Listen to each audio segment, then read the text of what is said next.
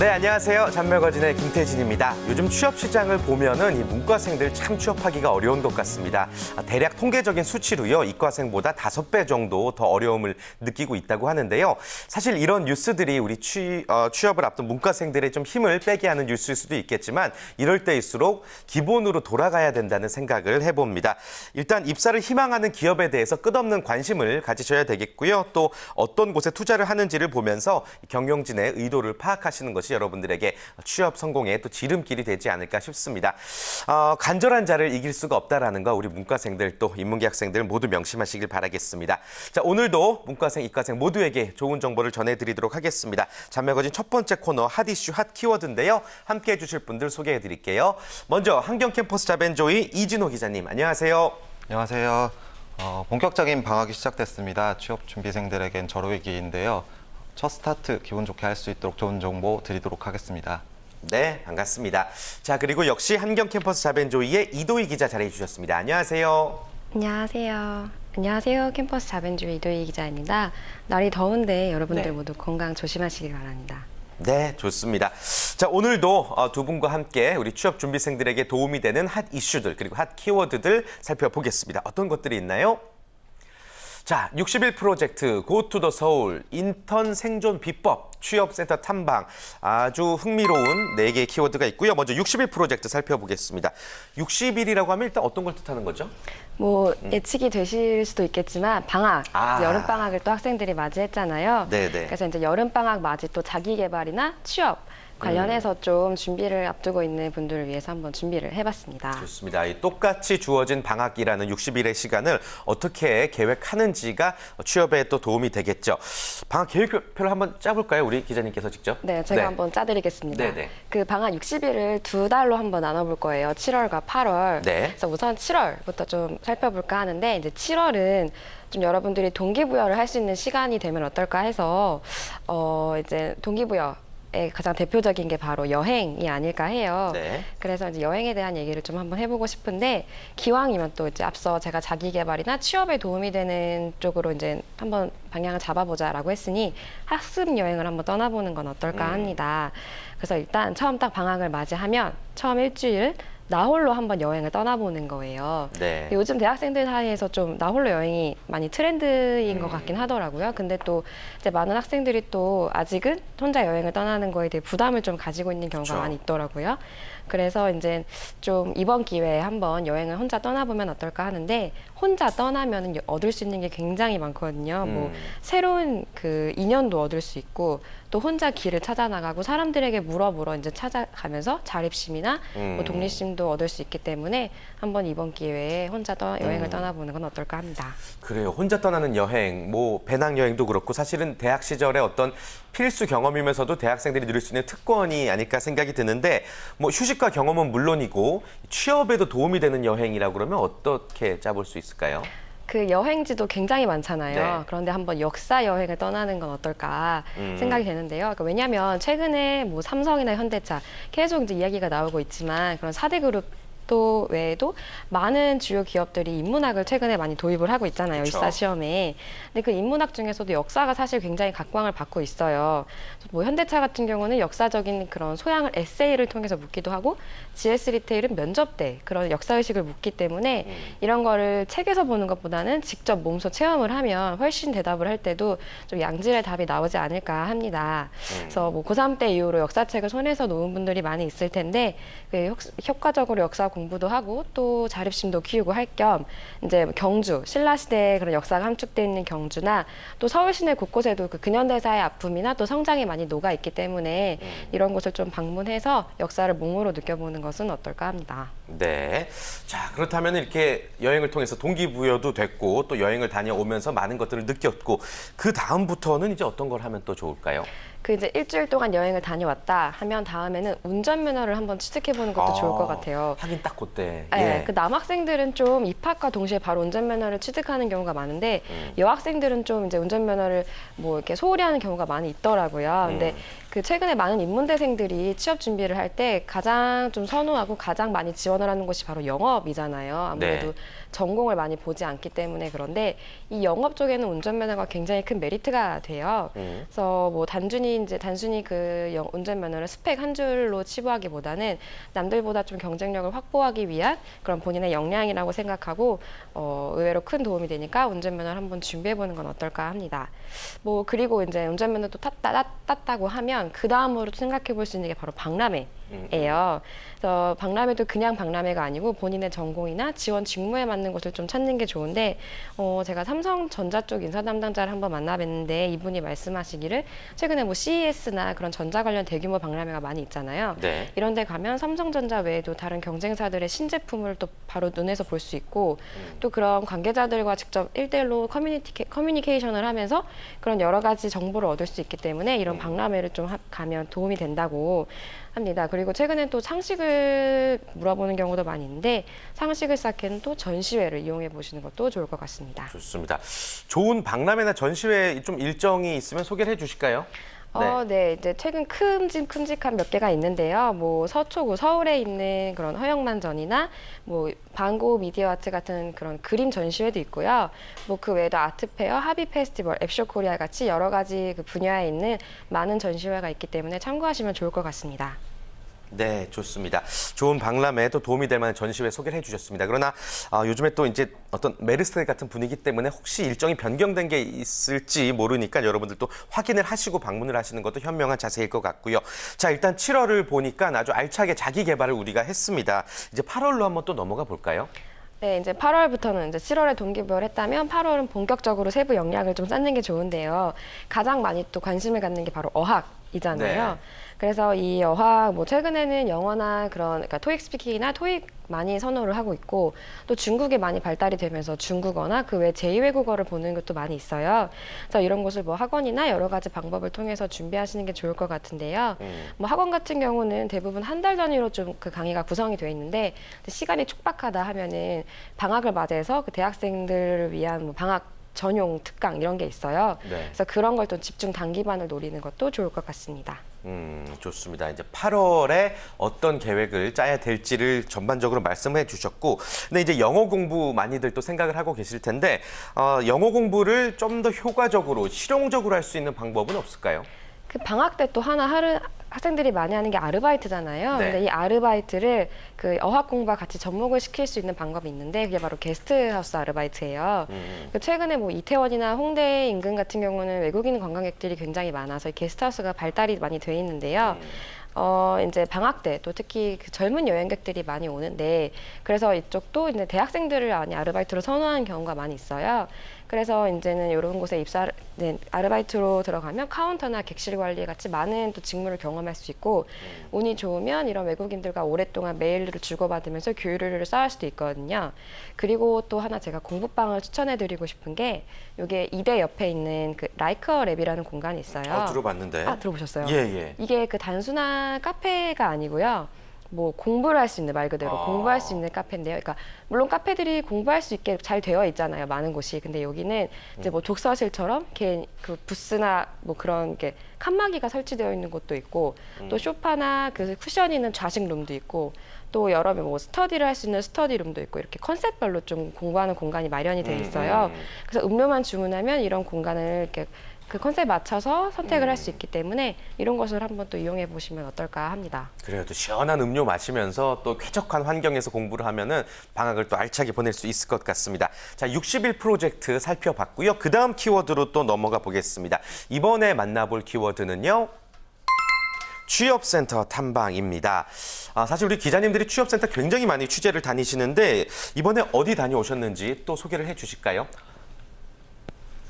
취업 준비생들이 아무래도 방학에 캠퍼스를 떠나지 못하는데요. 그게 네. 바로 대학 내에 있는 취업센터 때문일 것입니다. 네. 건국대에 있는 취업센터를 제가 다녀와 봤습니다. 건국대학교에 있는 취업센터, 정확하게는 이제 인재개발센터라는 이름을 갖고 있는데 취재해 보시니까 어떤 특징들을 갖고 있는 곳이죠?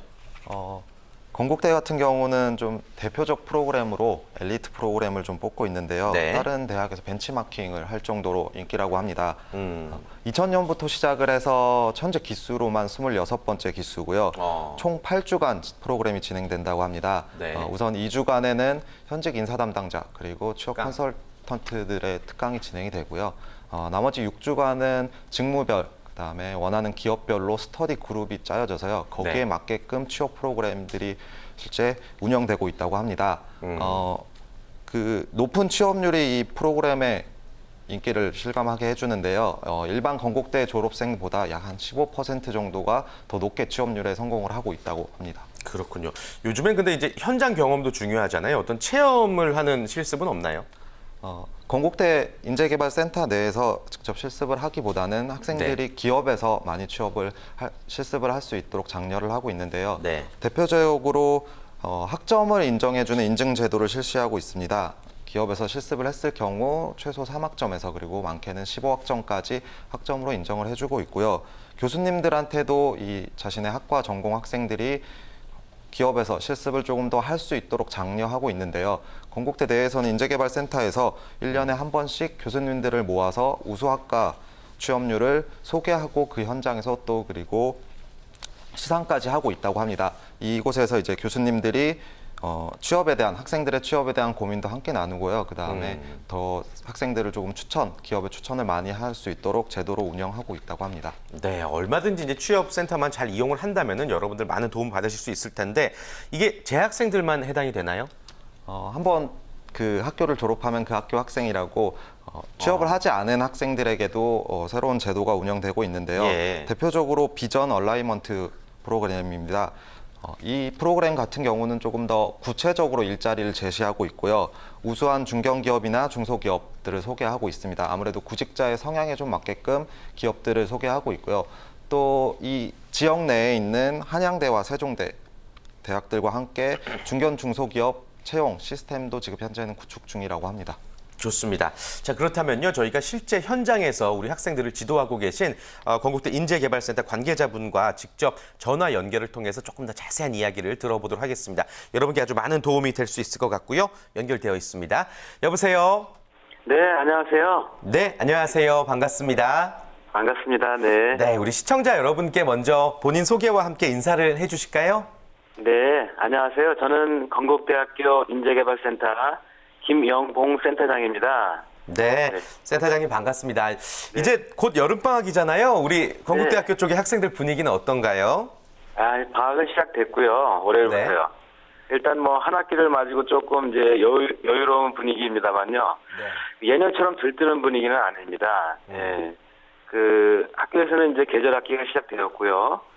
본격적인 취업 프로그램도 시작이 되었습니다. 학생들은 인턴이나 또 현장 실습에 참여하거나 취업 프로그램에 참여하고 있습니다. 특히 4학년 학생들의 경우에는 이제 취업에 대한 근심, 걱정과 함께 차분한 마음으로 방학을 맞이하는 분위기입니다. 네, 그렇군요. 요즘 대졸 취업 시장 점점 취업문이 좁아지고 있는 현실인 것만큼은 분명한데 네. 그래도 좀 긍정적으로 바라보고 계실 것 같습니다. 어떻게 보세요?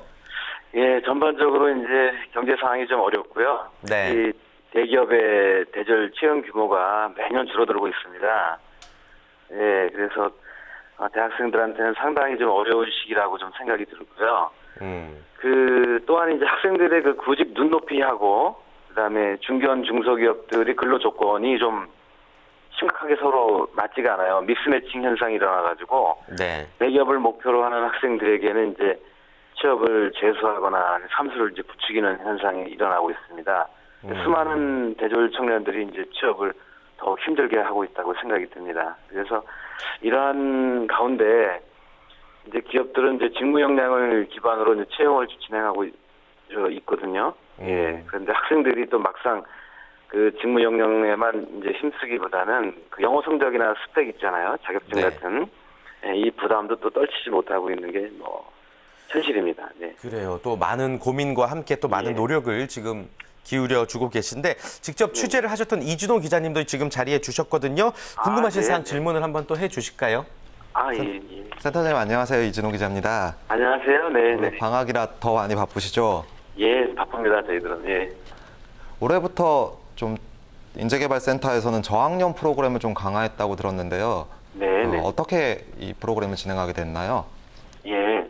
저희들이 이제 그 졸업을 앞둔 시기에 학생들을 취업을 시켜보니까, 이 저학년부터 시작을 해야겠다는 생각을 했습니다. 그래서 이제 저학년 시기부터 자신에 대한 탐색과 함께 진로 설계에 대한 고민이 충분히 있었을 때 이제 졸업할 때 취업에 성공할 확률이 좀 크다고 보고요.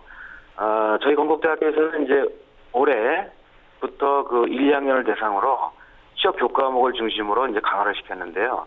현재 기업에서는 이제 채용 기준이 자신에게 적합한 기업과 직무를 명확하게 선택해서 그 기업에 지원했느냐가 관건입니다. 그래서 이를 위해서는 이제 무엇보다도 학생들이 저학년 때부터 취업에 대한 좀 관심을 기울이고 업종이나 기업, 직무에 대한 탐색을 기울여야 한다고 보기 때문에 저희들이 이번에는 이제 진로 교과목을 확대시켰고요. 또 분반을 해서 저학년들의 관심과 확대를 유도하고 있습니다. 네. 또 궁금하신 사항 이준호 기자님 없으세요, 질문? 월요일부터 아마 방학이 시작돼서 네. 프로그램이 네. 진행된다고 하는데요. 예. 방학마저 좀 특별하게 추천하시는 프로그램들이 좀 있나요? 네. 예. 뭐 저희들 뭐 이미 언론에 그 수년간 소개가 되었고요. 또 계속 소개가 되고 있지만 뭐 대표적인 프로그램이라고 하는 거는 이제 엘리트 프로그램이 있습니다. 이게 본격적으로 어제 월요일날 발대식을 갖고요. 시작이 되었습니다. 예. 그래서 현재는 이제 한 150명의 학생들이 참여하고 있고요. 총 8주간 진행이 됩니다. 그래서 현재 이제 인사 담당자 특강 등을 시작해서 전문가들을 이제 초빙해서 2주 동안은 이제 집합 교육을 이제 시작하고요. 6주간에는 이제 스터디 운영 방식으로 직무별 이제 역량 개발을 하고 있고요.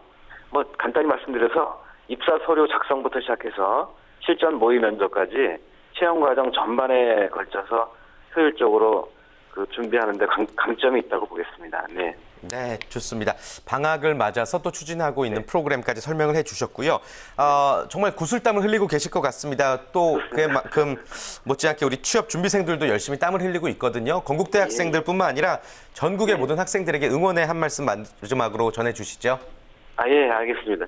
기업에서는 이제 그 가장 중요시하는 것은 학생들이 자신에게 적합한 기업과 직무를 이제 명확히 선택해서 그 기업에 지원했느냐가 포인트입니다. 그래서 이제 학생들이 저학년 때부터 자신에 대한 진로에 대한 고민을 좀 해주시고요.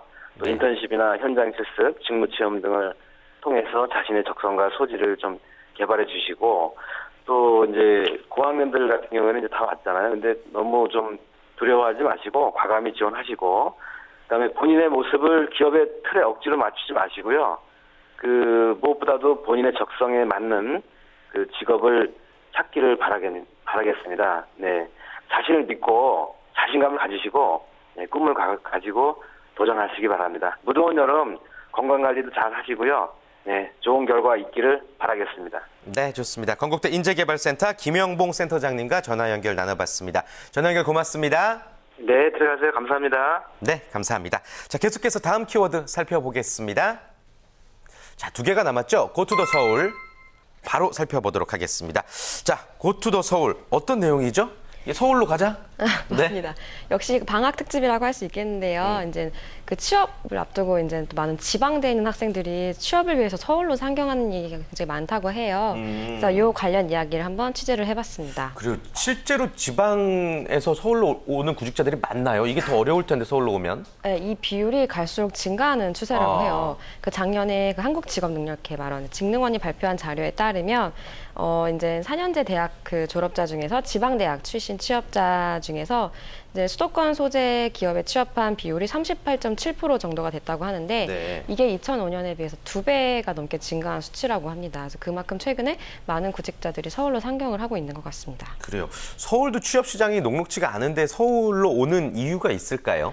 아무래도 이제 지방의 일자리가 좀 서울보다는 많이 부족하기 때문이라고 보여지는데요. 네. 이제 그나마 제조업 기반은 대기업이 이제 뭐 경부권이나 경남권에 많이 있지만 그 외의 지역 같은 경우는 사실상 그 일자리가 많이 없는 게 현실이라고 해요. 그래서 또 많은 유입이 되고 있고 또 근로 여건도 역시 조금 약간 풀어야 될 숙제로 지적이 되고 있는데요. 그 지방대 졸업자 중에서 지방 중소기업에 취업한 학생들의 월 평균 임금이 178만 원 정도인데 이게 수도권 중소기업에 취업한 비율보다 한 10만 원 정도가 더 적은 예. 액수라고 해요. 네. 또 스펙을 쌓는데도 사실 서울이 좀 유리하다고 하는데요. 그 학원 같은 경우가 좀 서울에 많이 분포가 되어 있다 보니까 그런 학원의 선생님들과 직접 만나서 강의를 들을 수 있는 서울을 많이 선호하는 편이라고 해요. 또 그리고 이제 비슷한 고민을 가지고 있는 친구들도 서울에 많다 보니까 이 친구들과 서로 교류를 하고 서로 정보를 얻는데도 아무래도 서울이 유리하다고 합니다. 그렇군요. 근데 지방에서 온 구직자들이 이제 서울 생활에 적응하는 게 쉽지가 않을 것 같다라는 생각이 드는데 오히려 그런 낯선 부분들이 취업에 있어서 어떤 핸디캡이 되지 않을까요? 그래서 이제 사실 취업준비생들, 그러니까 지방에서 올라온 학생들을 위해서 이제 서울 소재에 있는 많은 기숙사들이 조금 이들을 수용을 하는 공간들이 많이 생기고 있어요, 최근에. 네. 그래서 서울과학기술대학교 같은 경우는 이제 하루 7,000원 정도를 지불만 하면 그 지방에 있는 학생들이 서울에 올 경우에 이들을 좀 이제 수용을 하고 있는데요. 이제 이 학교 같은 경우는 작년 초까지만 해도 그 지방 국립대 학생들만 받았었는데 그 작년 여름방학부터 지방 사립대생까지도 이제 받기로 했고요. 그래서 이제 여기에는 뭐 261명 정도 타교생들이 있는데 이 친구들이 2대1의 경쟁률을 뚫고 또 합격을 해서 이게 좀 이용을 하고 있다고 해요. 그래서 뭐 학교가 그 지원자들을 대상으로 조사를 해본 결과 학원 통학을 제외하고는 자기개발, 인턴 이런 취업과 관련된 이유로 올라온 경우가 가장 많았다고 합니다. 또 그리고 이제 제주 출신 수도권 대학생들 기숙사가 탐라영재관이라고 있는데요. 네. 여기가 서울 강서구에 있는데 여기도 사실 그 이제 대학교 수시 면접이나 면접을 보기 위해서 그런 제주도에서 올라온 학생들만 수용을 했다가 최근에는 그 이제 취업을 위해서 또 선경하는 수도권 대학에서 그러니까 수도권 대학에 그러니까 취업을 준비하는 지방대에 있는 학생들까지도 수용을 하기로 해서 취업준비생들의 좀 수고를 덜어주겠다라고 발표를 했습니다. 좋습니다. 자, Go to the 서울이라는 주제로 지방 취업 준비생들이 서울로 올라오는 현상 그리고 또 그들이 어떤 생활을 하고 있나에 대해서 우리가 살펴봤습니다. 자, 오늘 핫 키워드 이제 한 가지 남았습니다. 오늘은 마지막 키워드 살펴보죠.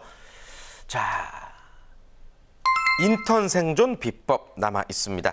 자, 인턴 생존 비법 바로 여쭤보죠. 인턴 생존 비법이 뭐가 있을까요? 아무래도 인턴 네. 중에서는 또 바로 정규직으로 되는 경우들이 있는데요. 인사 담당자들에게 조금 물어봤습니다. 인턴들이 어떻게 하면 조금 바로 정규직으로 될 수 있는지 이 비법을 좀 알려드리고자 합니다.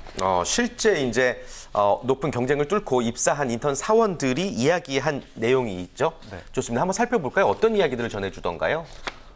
그룹 인사 담당자들이 사실 기존에는 인턴 사원들이 뭐 복사 등의 허드렛 일을 한다라고 인식을 했는데요. 체계화된 이제는 시스템을 가지고 인턴들을 운영을 하고 있습니다.